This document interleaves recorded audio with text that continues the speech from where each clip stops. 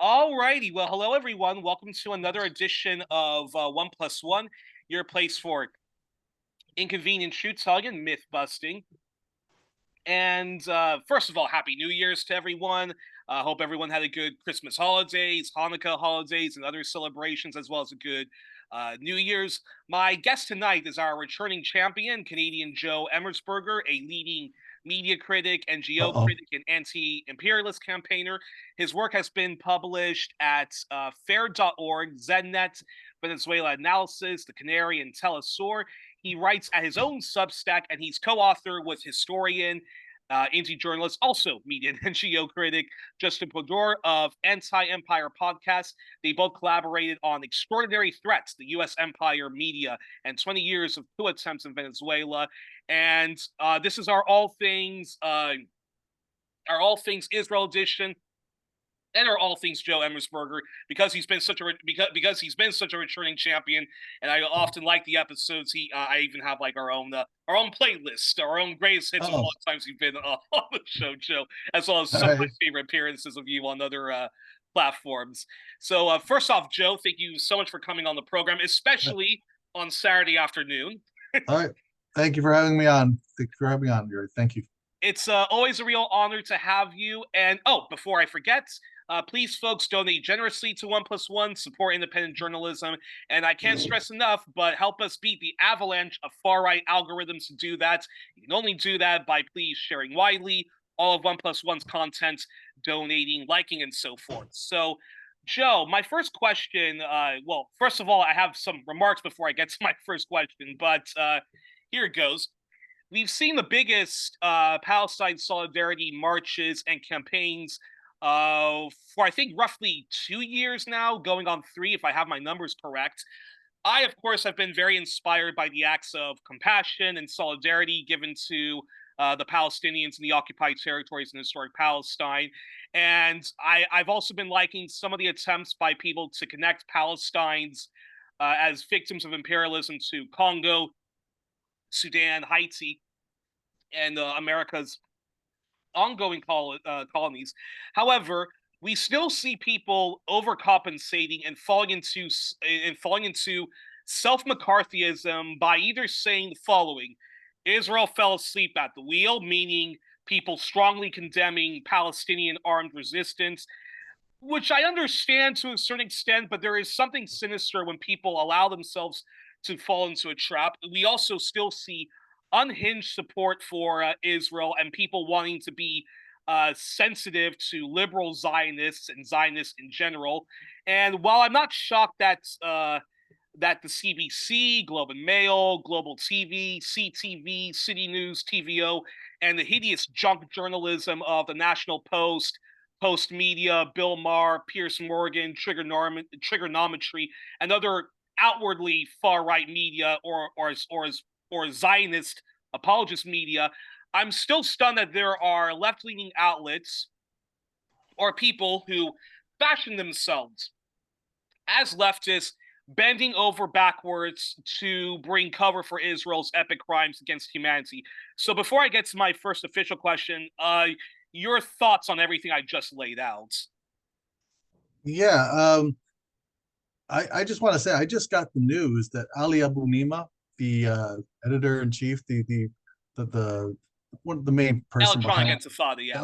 Electronic Intifada, which is an indispensable news outlet, absolutely exemplary in its courage. He was just arrested in Switzerland by the Swiss authorities. So that's as much as we know right now. People are expressing solidarity with Ali and hoping that he's released promptly. But it's absolutely sickening that that he would be targeted for arrest for his work. His work has been indispensable. He is such a sharp, such a courageous analyst. And a Palestinian voice, a very strong Palestinian voice, yes, uncompromising Palestinian voice, who also advocates the democratic, secular one-state solution. Exactly, and it's absolutely disgusting that he would be targeted for arrest. It totally unmasks what Zionism is all about, what Europeans, what the Western imperialism is all about. They are the most monstrous hypocrites. And let me just state clearly, I completely support Palestinian armed resistance, I do not see how anyone can actually delude themselves to thinking that the genocidal uh, state of Israel, backed fully, completely, unconditionally by the greatest, by the wealthiest, most powerful countries in the world and their whole media establishment, to think that they're not going to be brought down without armed struggle is just delusional. Uh, the events of October 7th were legitimate armed resistance. The UN itself, in one of its reports, even though it bends over backwards to try to justify the Zionist point of view, it admits in one of its detailed reports that the Palestinian fighters overran at least 8 military bases, and it uses the term military bases on October 7th. The area, the so-called Gaza envelope next to Gaza, is an extremely militarized area where they don't have military bases. They have so-called civilian settlements that are themselves heavily armed. And they're armed because they have to keep 2 million people caged without access to the outside world, where they have control over whether they live and die, how much food, water, electricity they can supply, they can have access to. So anyway, under those conditions, anyone telling them, please use nonviolent resistance. I mean, it is just disgusting. And when it comes down to it, Ali Abu Nima right now is not being held through nonviolent resistance. They have violently, the European authorities, the Swiss authorities have violently seized Ali Abu Nima and denied him of his freedom for expressing views that any decent person should be able to express.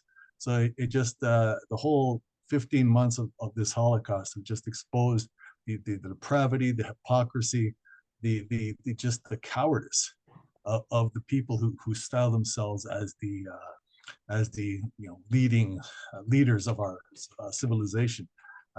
It's absolutely astounding to me that what I would never have guessed that they would allow Israel to do this for 15 months straight.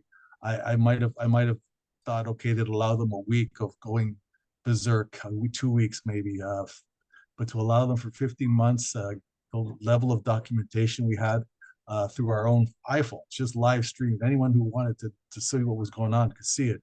The atrocities just piling up day after day after day. It was an extremely eye-opening experience. It's impossible not to come away changed and radicalized from that.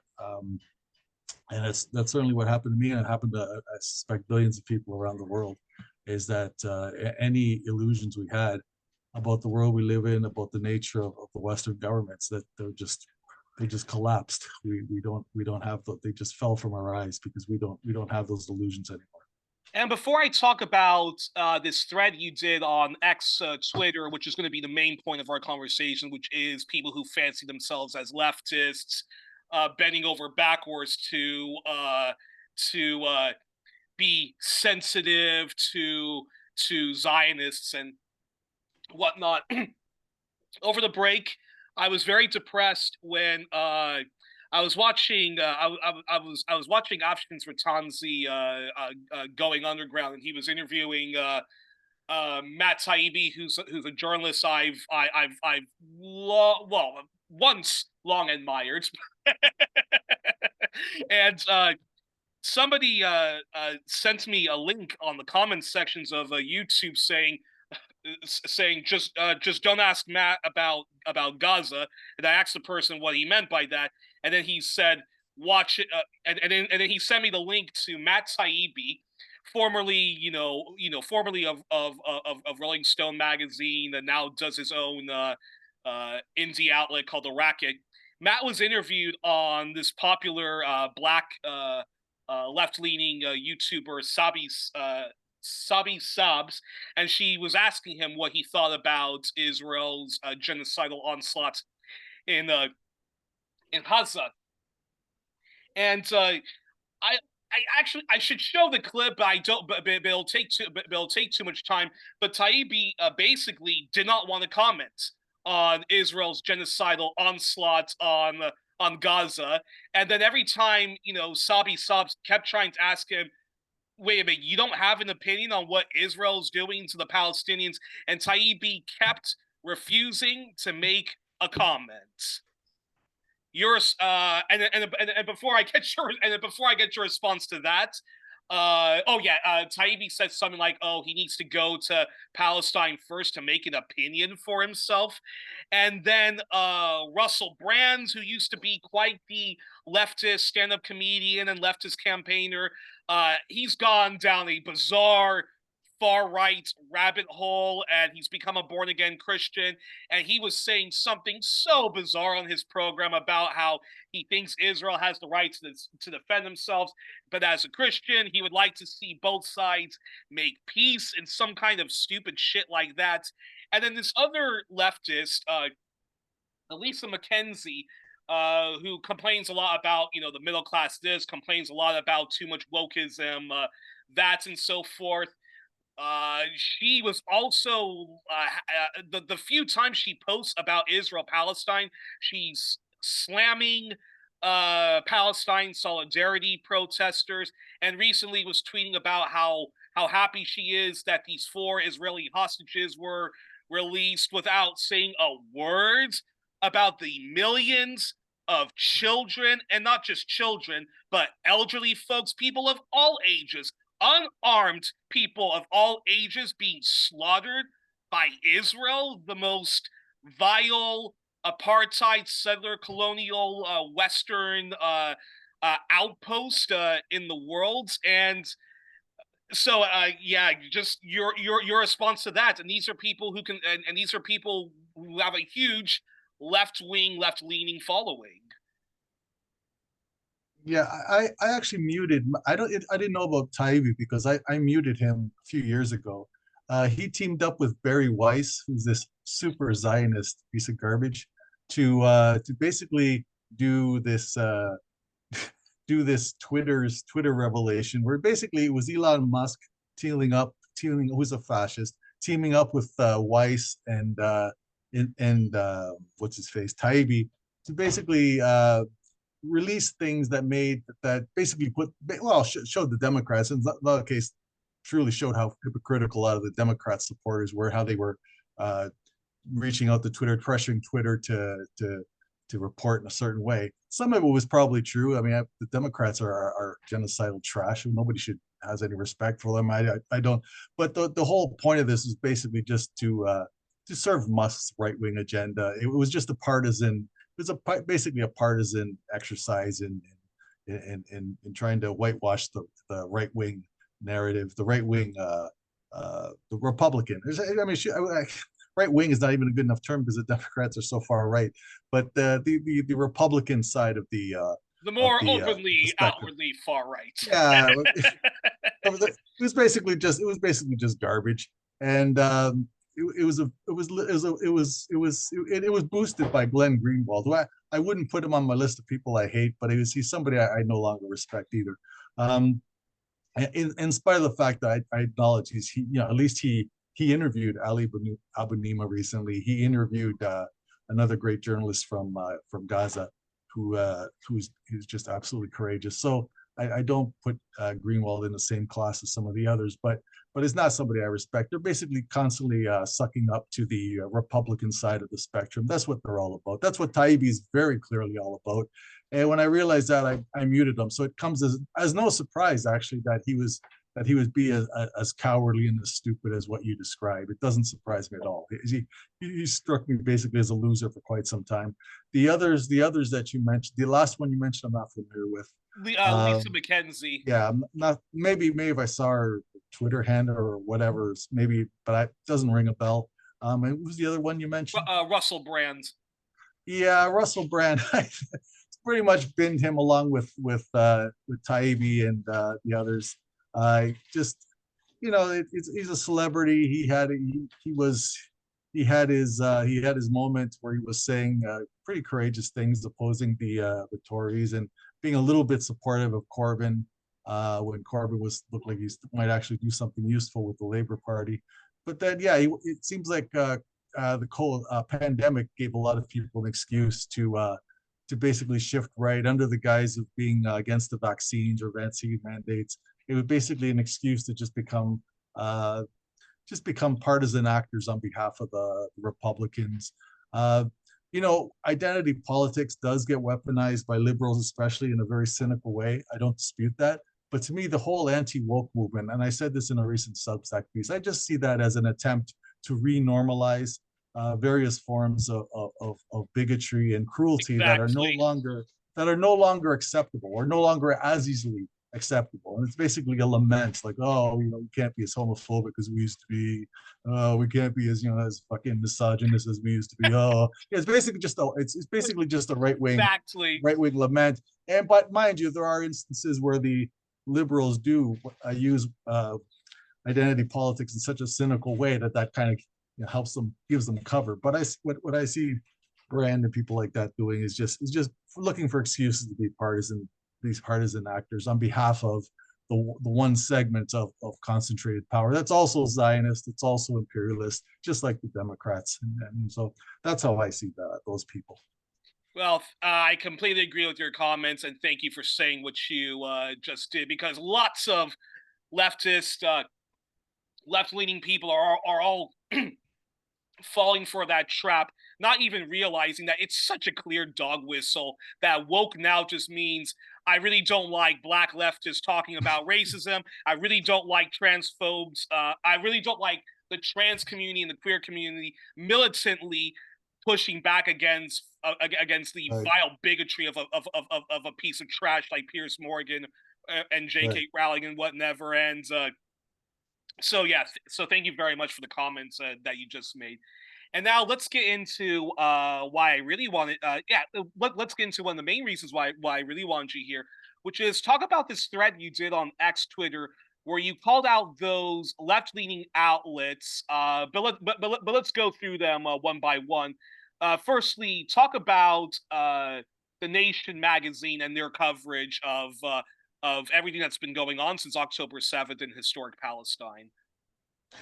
Yeah, the Nation has been for quite some time. They'll feature some Palestinian voices and whatnot, but then they'll always follow up with some Zionist piece. They'll always publish that. They'll just shock people, say, "Oh my God, how did this get in the Nation?" Ali Abu Minima commented on that a while ago. This was before the Holocaust in Gaza, where he said, "Don't be surprised by this. The Nation has always been a Zionist publication," and I think they showed it the most clearly with their extremely full-throated, enthusiastic endorsement of Harris. It was it was so over the top. I mean, they didn't bother with any lesser evil pretense. They just basically straight up depicted her as a wonderful candidate we should all endorse. I mean, how do you take an outlet seriously? You can say that she is a full partner. And they said this right as the Holocaust in Gaza was ongoing, uh, and they still it did not deter them in the slightest from that editorial endorsing Harris. And then shortly afterwards, they did a piece by okay, I don't want to mention him because I don't want to trash him because I don't despise the guy. I don't care for him as much as I used to, put it that way. I don't particularly. I'm not a fan anymore. But anyways, he did a well, shortly after that editorial came out, they did a media analysis piece with another author who was anonymous, which was weird. I find it weird that they publish people anonymously. But anyways, they did. And what the piece basically is looked at various forms of bias in the of anti-Palestinian bias in the news coverage, mainstream news pipe, and it made a lot of valid points. But the obvious point it didn't make was about for example, all the way the Palestinian right to armed resistance was depicted on October 7th. I mean, as I said at the beginning of the show, this you could not get. I mean, not that things didn't happen that were against the rules that we could. Was everything that happened perfectly in line with the rules of war? That's impossible in any armed conflict. But the overrunning of at least eight military bases. I mean, and the capturing of soldiers. I mean, this was about as a targeted military assault as you can possibly get by a people living in under siege. I mean, this was about as legitimate armed resistance as you could possibly come up with in the real world.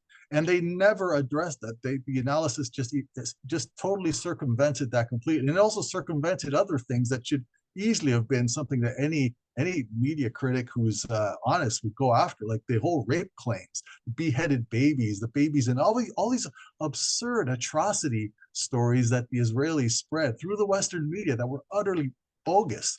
and and this analysis piece had nothing about it. So I mean, that's what you have. You have this full enthusiastic endorsement of Harris on the one hand, and then they follow up with a piece of media analysis that it skirts basically the most important issues of the Holocaust in terms of the media coverage of it. So yeah, that the nation is really vile, and you can go into other topics, other areas, but I won't. But it's really just controlled up, and you really see this over and over again. Yeah, controlled opposition. Yeah, Controlled opposition. It's so essential. During the Holocaust, it just became so painfully obvious that the way to do the service of the empire is not is yeah. You have the people who, of course, full on like the people like Trump or like Biden.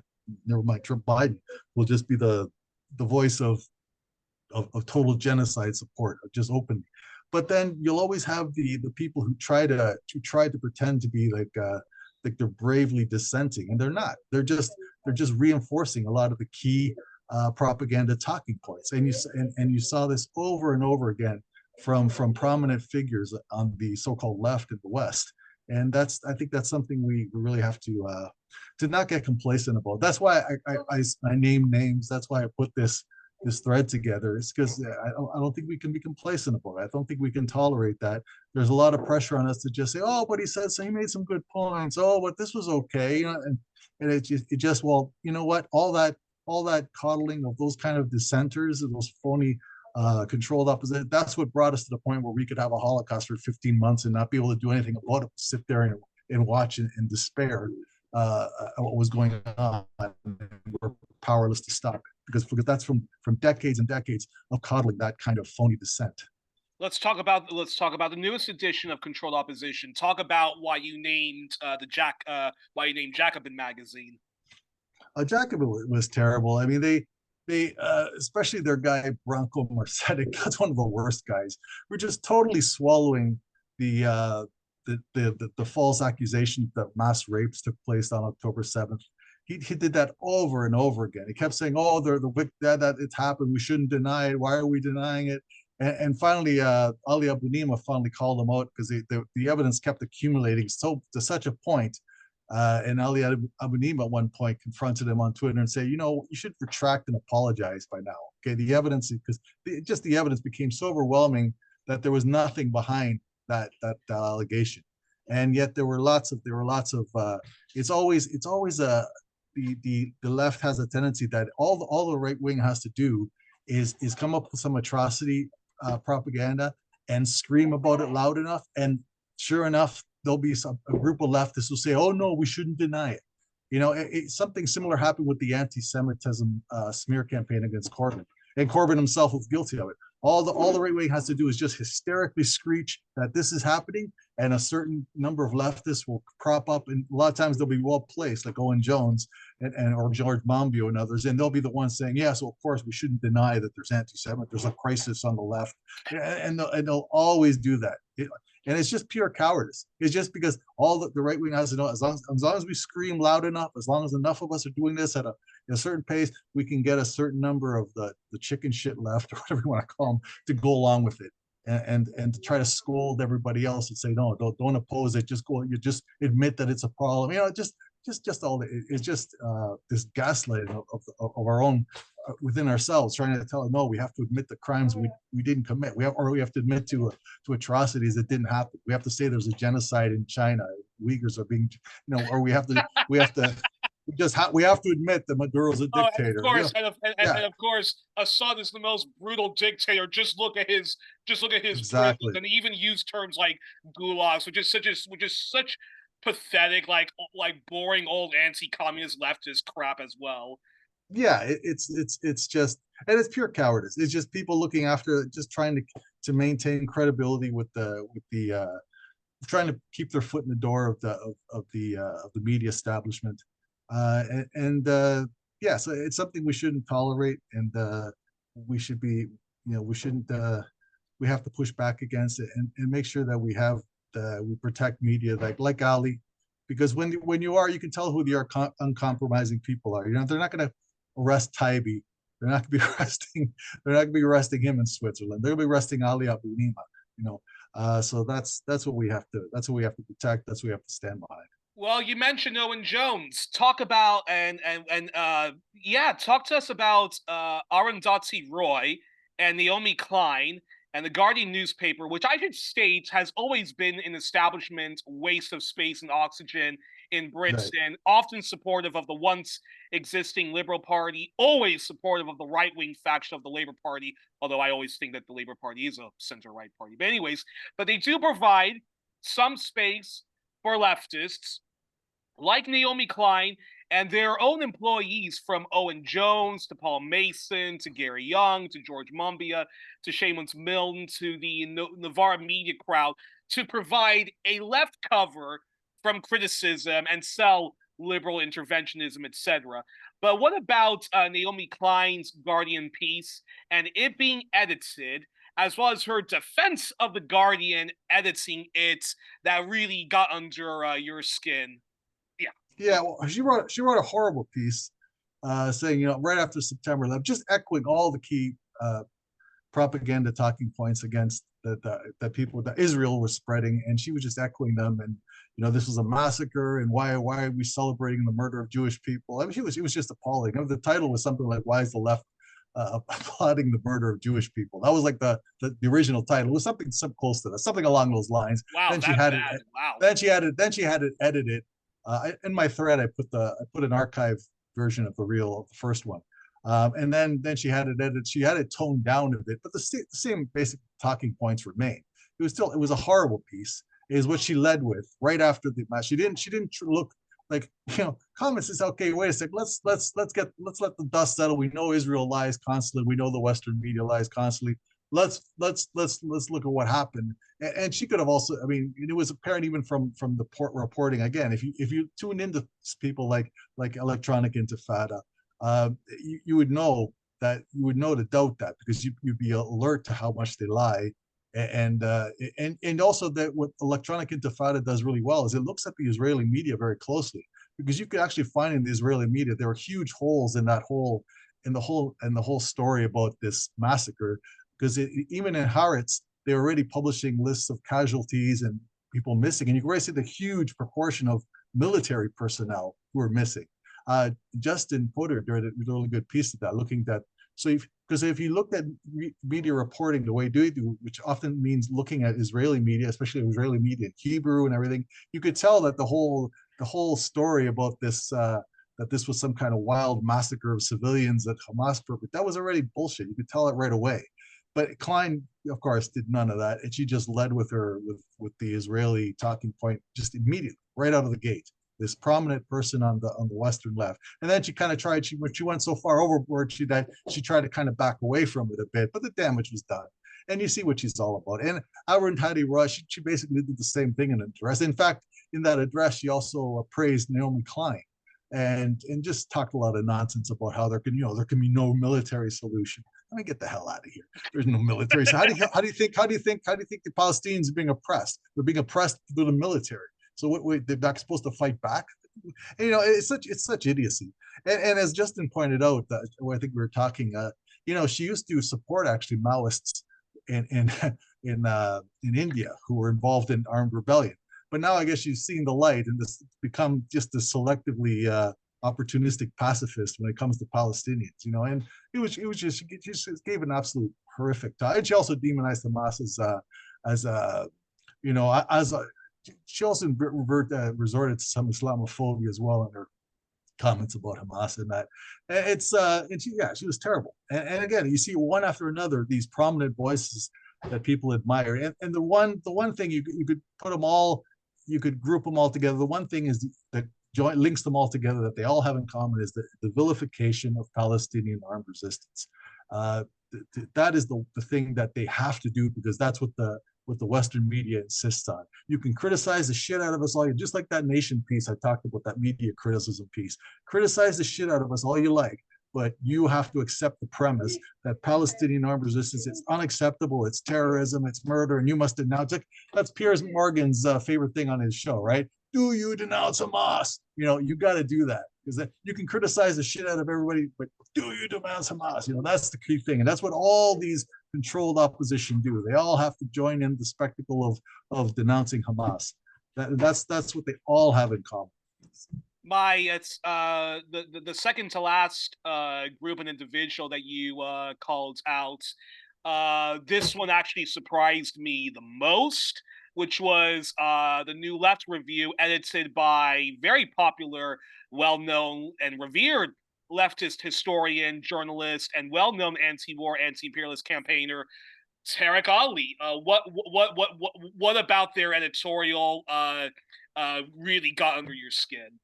Well, the New Left Review is I don't respect that outlet at all. They publish a lot of crap on a lot of issues, but the one thing that just shocked people was that they published this editorial where in this editorial they admitted that they were debating internally whether using the word genocide was appropriate. Which is shocking coming from from any leftist publication, from anybody. From anybody. I mean, just we were months into this Holocaust, and they were debating. They were actually they by their own admission said that they were debating amongst themselves whether it's useful to call it genocide. I mean, that alone, just the fact that if you have a group of people in an outlet who are sitting there seriously debating whether you can call this genocide. I mean, that I can't think of a better way to basically tell people, we're a bunch of losers. Don't pay attention to us. I mean, and then so Tariq Ali was then forced to comment on that because he's the owner or he runs the place or whatever. He's the big guy behind the outlet. And then he said, well, he basically put out a statement saying he didn't know anything about any such debate, which makes him sound like an idiot. And it makes it sound, well, it doesn't sound very credible. And if true, it makes him sound like he's like, what are you, just a figurehead? Like you have nothing to do with your own outlet. Like it just, and so no, it was just, they publish a lot of crap on Venezuela and other stuff too. One of my friends said, I think the best thing we should do with the left review is just pretend it doesn't exist. I kind of understand the sentiment, but when we read that, anyone who was following the Holocaust and read that saying they were debating whether we should call it genocide. I mean, Jesus Christ, what the fuck's wrong with people? Like, come on. Exactly. And this leads to the last left-leaning person that she criticized, and that is probably one of the most holiest of left-leaning journalists, and I guess anti-war journalism, and that was Seymour Hersh, or Cy Hersh as he's affectionately called. Now, what about Hersh's claims, his arguments, and his journalism really got under your skin when talking about Israel's genocidal war on the indigenous Palestinians? It's just people who admired him, like John Elmer, who's a fantastic reporter for Electronic Intifada, did very detailed analysis of the military campaign in Gaza for months. People who used to admire Hersh, respect at least him. I never thought of Hersh as a leftist, but he was deeply respected because of his reporting of the My Lai massacre. Funny enough, funny enough, sorry to interrupt, but just as we're speaking, I have a book of John Pilger's, which I haven't read yet, which I got, which I got for myself as a birthday present last year when I was visiting friends.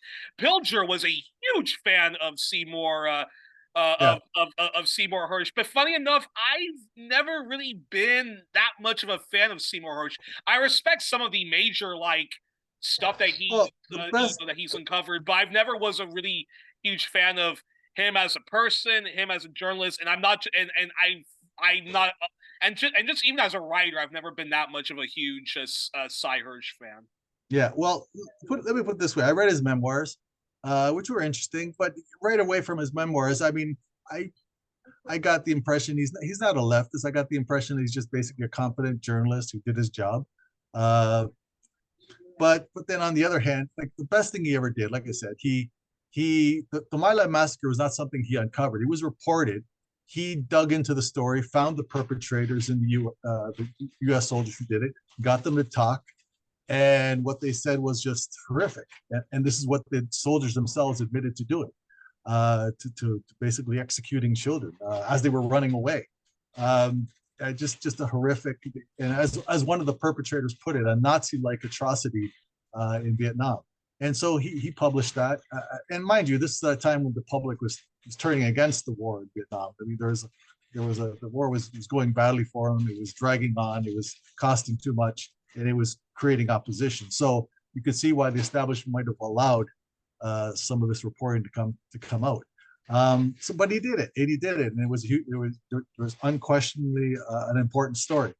But also in his memoirs, he tries to justify the fact, that Richard Nixon, he according to Hersh, by his own account, it was well known that he beat the shit out of his wife constantly and often sent her to the hospital, and that reporters like Hersh knew about it and never said anything because they thought it was like internal matter. It would be like inappropriate to oh say my anything. gosh, I completely missed that when reading his memoirs. Yeah.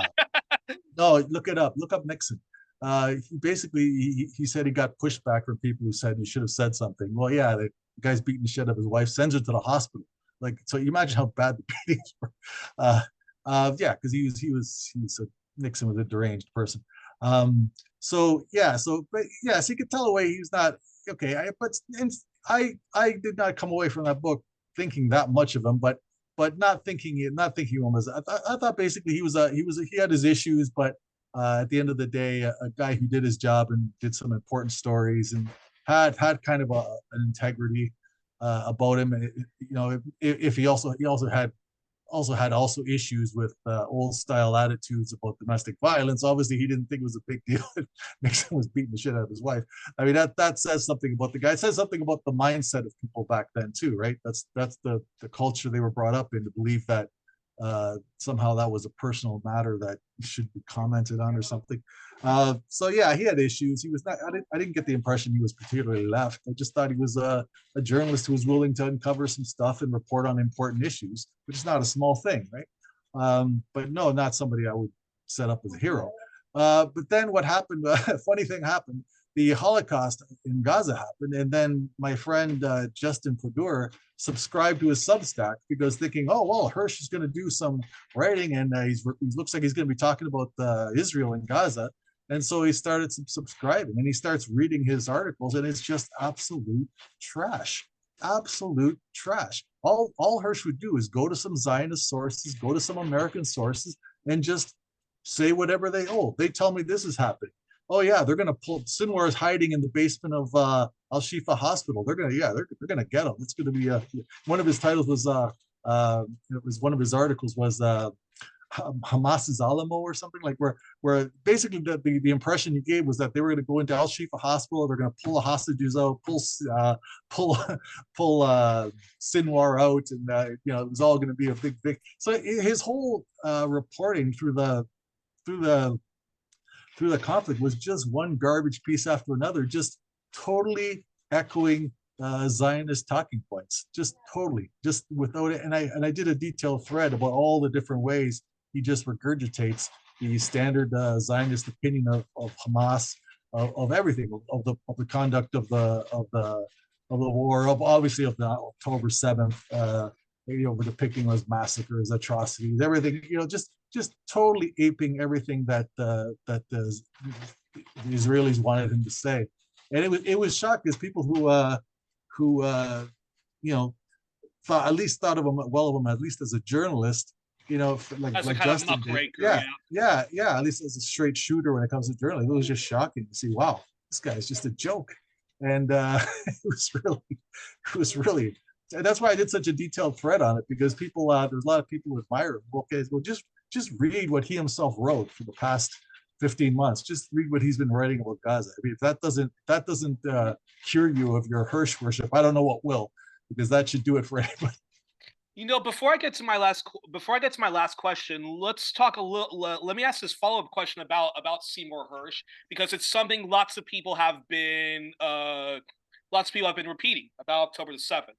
So this is the thesis of many people that because of the far-right Likud-led far-right coalition government of Israel, which was doing the very unpopular judicial reforms that would basically throw feminism, queer rights under the bus, and would actually make Netanyahu a much more powerful prime minister, and not have the Supreme Court be the powerful check on power that is on, the Knesset and, any prime minister. Lots of people claim that Netanyahu purposely allowed the attacks on October the 7th to happen so that he could do the huge genocidal war, because what unites all Zionists, what unites all Israelis is hatred for the Palestinians and endless imperialism overseas. Seymour Hersh was one of the people that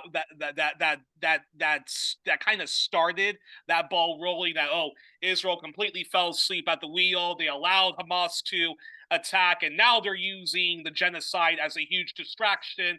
But of course, many Israelis still want Netanyahu to go. Some Israelis would actually just like a hostage deal. Even family members of the hostages, when meeting with Netanyahu and the far-right government, have said that they're clearly actually not interested in releasing the hostage and making a deal. This is all about them saving their own skin. So I'm curious. So I'm curious your response to that, because a lot of people, including people who claim that they actually are supportive of Palestinian rights, have basically said a version of, yeah, Netanyahu fell asleep at the wheel, and he's only using this genocide as a distraction, and that basically that the Palestinians should have never have done that attack on October the 7th, because look at where that got them. It got them this huge Holocaust. Now, I understand that logic, but that logic at the same time says that basically Palestinians shouldn't be rebelling against this brutal military occupation, against this open-air prison, which David Cameron has described Palestine, against 10 years plus embargo. We're talking about massive sanctions of mass destruction. So, okay, I'm willing to accept that the Israeli government purposely allowed the attacks to happen so that they could do this genocidal campaign and try to get Israelis distracted from their unpopularity with the judicial reforms.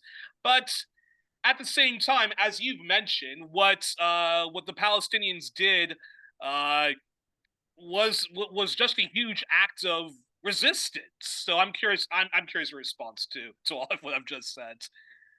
Well, the Israelis were humiliated on October 7th. I mean, to think that a genocidal state that its whole self-worth as a nation, its whole identity is wrapped around its feeling of superiority, to allow Palestinians, who they see as subhuman, to humiliate them, to overrun their military bases, to capture their soldiers and drag them back and hold them and keep them. They didn't rescue them. There was no rescues. Who did they rescue? I mean, I think there were like a handful they rescued by killing a few hundred people, but there are hundreds of captives, and they rescued basically almost negligible number of their own people. They didn't rescue them. So if they, first of all, you think that they knew everything, but if they knew everything, why wouldn't they rescue the hostages? Why couldn't they just rescue them? Why couldn't they wipe out Hamas? They said they were going to wipe out not only Hamas, but they're going to wipe out the idea of Hamas for decades, for generations to come. Did they do that? No, not even close. Hamas is celebrating in the streets with Israeli weapons they captured. You think that the people who see themselves as racially superior allow that to happen? Allow that assault on their whole sense of identity, their superiority over the lesser beings that they rule over? I mean, that makes zero sense to me at all. They obviously they had no idea that the attack was going to happen. No, I mean, they say we knew the attack was going to happen. They might have had inklings that there was if you look at it closely, that the Hamas, there was no secret that Hamas exists as a military force, and that they have tunnels. I mean, and that they could someday do something. But some people hype those reports up as if they knew everything was going to happen. If they knew that much, they would have rescued their people right away. They would have wiped out Hamas. They didn't do either. So to me, just on that level, that whole idea makes no sense. As far as were the costs too high for the? Well, first of all, it's impossible to know beforehand nobody can predict. I would never have predicted that the Nazi Israel would in front of the whole world and get away with it. as cynical as I am about Western democracies, I would never have predicted that we'd all be standing by watching this happen. And I find it repulsive that people, especially in the West, would tell Palestinians that, don't rebel the Constitution. Well, wait a second, what are you doing? Why aren't you stopping your own governments from supporting this? Where's your responsibility? Like, why are you lecturing Palestinians on how to fight back? It's an uncertain world. We can never know exactly how things are going to play out. But to tell people under these conditions, don't fight back, it's just absolutely disgusting to me. And especially coming from people who like your responsibility is to restrain your own genocidal governments. Why aren't you able to do it? You should be in shock at how little power you have, at what they've been able to get away with. That should be, why aren't we able to stop them? Don't lecture Palestinians. Look in your own mirror and tell you, what are we able to do to stop them? Why haven't we been able to do it? That's, to me, the question people should be asking, not lecturing Palestinians on fighting back. But objectively speaking, fighting back, they proved that the Israelis are not invincible, that they're very vulnerable. They got the ceasefire deal because they were exhausted. Their army was exhausted, demoralized. Thousands and thousands of Israeli soldiers either killed or suffered extremely serious injuries. So this damage was inflicted on them by the people they want to see as garbage humans they don't have to take into account. Well, now they know they have to take them into account. They had to release prisoners to the Palestinians.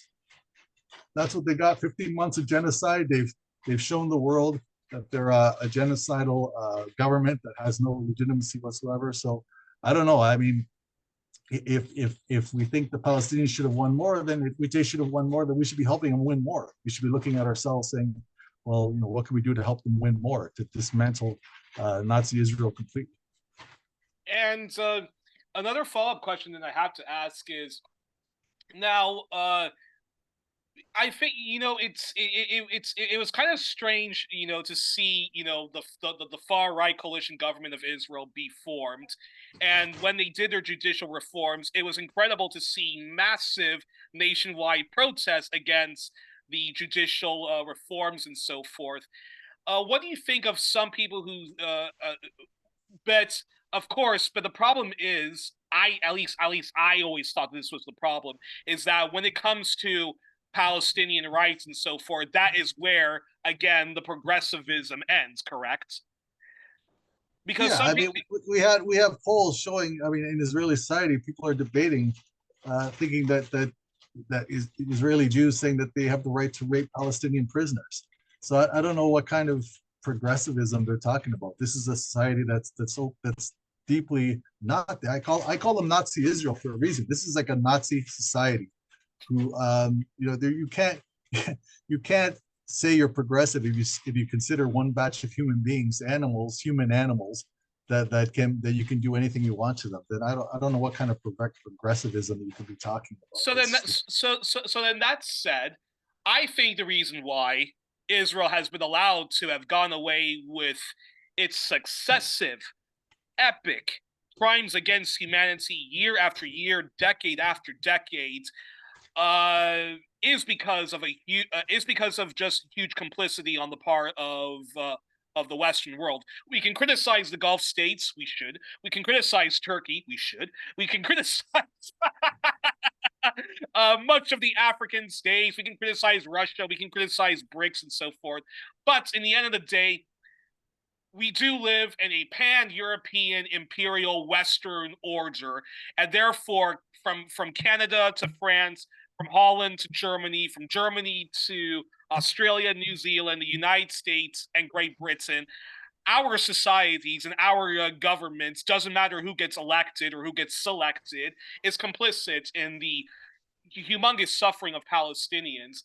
And do you think that do you think that explains why still even now there seems to be humongous cowardice to speak out on Israel? I know for a fact, because we have huge Zionist communities, and because Israel does have a huge expat community in Belgium and England and the US, where a lot of these bourgeoisie to very affluent kids go to these overpriced schools and whatnot. a lot of people, even though they are critics of Israel, will not ever speak out on Israel because their friends are Zionists or because their friends are are Israelis. But behind closed doors, when those Israelis aren't there, except for the odd leftist that does call out Israel on its racism, but there's just this huge conspiracy of silence, of bending over backwards because of the sensitivity of Zionists and Israel. And do you think that explains why, even still, with this Holocaust unfolding, you got a Matt Taibbi over there that says he doesn't want to comment on Palestine. You'll have an Arundhati Roy who doesn't support Palestinian armed resistance, and then of course from the CBC doesn't want to say genocide, even though the the ICJ says it's genocide. from the Globe and Mail to the Guardian to the National Post, which I think has been the worst coverage, and to even some douchebag like Bill Maher, still bending over backwards and defending the indefensible. I'm curious your response on that. Yeah, well, when the elites united, then on an issue like they are on imperialism, Israel's importance is to the imperial project. This is in a very strategically important part of the world. And there's also, I think we come to appreciate more over the past 15 months, just a deep racist identification with the Zionist project. It goes deeper, even I think, than just it's the interest of imperialism, but I think it's just that we are deeply racist societies in the West, and there's just a deep identification with the racist project. And but what I found during the Holocaust is they've had, like, as we see with the arrest of Ali Abu Nima, as we see with the raiding of Asa Winstanley, the mask is off so completely that they've basically lost the argument. Nazi Israel is indisputably Nazi Israel. People see it, so they have to resort to more overt forms of intimidation. And I think that what that exposes as well is the controlled opposition. We see exactly how cowardly and how bought off they are. Their platforms, their prominence, their ability to go about have access to large media, to large audiences, and that's all contingent upon them playing ball with Nazi Israel. And so that's just become 100% more clear than ever. So but I think as now with the ceasefire, I think we have to bear in mind, remember all the cowards, remember all these cowardly people, remember the people who are now, one person after another speaking out in support of Ali Abu Nima. Remember all the idiots who didn't say shit, so yeah, remember those people. Don't I think it's important that we not let them off the hook, and not give them an easy ride, and if they whine about being unfairly targeted, if they whine about being targeted by defenders of Palestine, then that's good. That means you're doing your job and you're not letting them sleep. They want to sleep easily. They want to have clean consciences. Don't let them. They don't deserve it. My last question: while one can be angered and dismayed over those individuals and those outlets you mentioned, whose work, journalism covering Israel-Palestine since October the 7th, do you want to highlight and celebrate who do you want to highlight and celebrate and think our audience should follow going forward? And going forward, should there be more massive demonstrations against the corporate press, the Western state press, as well as those left-leaning press for its complicity in providing cover for Israel's settler colonialism and, again, mass crimes against humanity? Yes, the answer is yes. And throughout this interview, I've been mentioning Ali Abu Nima and Electronic Intifada, who are absolutely indispensable throughout this whole 15 months. But I mean, I could mention Mint Press News. I can mention Consortium News. I can imagine individual writers like my friend Justin Podur, like in the excellent sit reps he's been doing throughout this Holocaust on YouTube. We have our tanky therapy sessions where we get together and try to, we have excellent. We have Caitlin Johnson, who's fantastic. There's all sorts of excellent. We have your show, obviously. So, there's people out there, support alternative media, support people who aren't buckling under, who aren't weren't kowtowing to the establishment and pulling their punches with Nazi Israel. So yeah, find the people who are doing good work and support the hell out of them. That's the other side of it, right? Exactly. Sure. Well, we were joined on this edition of 1+1, our All Things Israel edition, the Joe Emersberger edition. A reminder, our returning champion, Joe Emersberger, who is a leading media critic, NGO critic, and anti-imperialist campaigner. His work has been published at fair.org, Znet, Venezuela Analysis, the Canary, and Telesur. He writes at his own Substack, and I encourage folks to subscribe to that. And he's also co-author with his friend he mentioned, Justin Podur, an equally brilliant historian, indie journalist, media and NGO critic of the Anti-Empire podcast. They both collaborate on Extraordinary Threats, the U.S. Empire, Media, and 20 Years of Coup Attempts in Venezuela. Folks, do get that book. Until then, Joe, thank you so much for joining me, especially on a Saturday. All my best, and I look forward to having you back on in the near future. And again, keep doing the incredible work you do, all right? All right, take care. I got to run. Take care, buddy.